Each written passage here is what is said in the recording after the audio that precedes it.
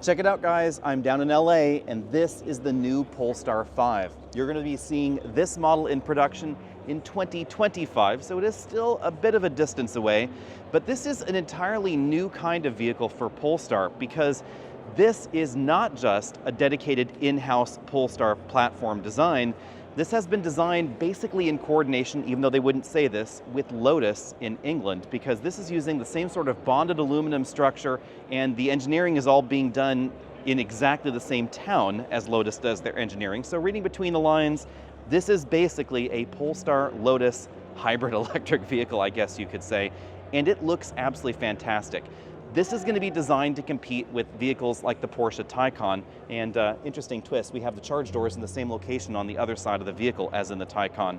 Now, unfortunately, this model does not have an interior, so I can't show you that, but it looks very much like the Polestar 4 and the Polestar 3. But look at these proportions. They're saying this is going to be 884 horsepower, and the size and proportions of this definitely mean that this is Panamera, this is Taycan, this is that kind of vehicle. I actually think it's larger than the Taycan. Like the Polestar 4, no rear window in this production concept.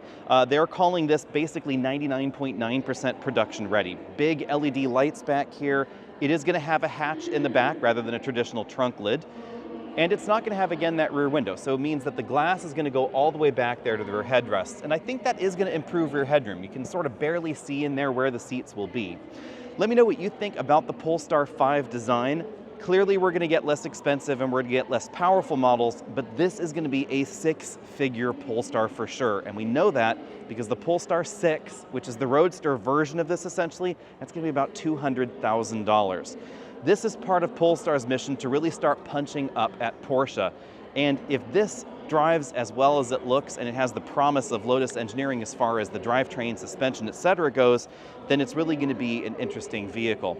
And actually, let me correct myself on that on the drivetrain, because the motor units were actually developed in coordination with Volvo in Sweden. So this uses the latest generation of that motor technology, ultra lightweight, over 600 horsepower on the rear axle, 884 horsepower total. This should be an absolute blast, but we're going to have to wait until calendar year 2025 for that.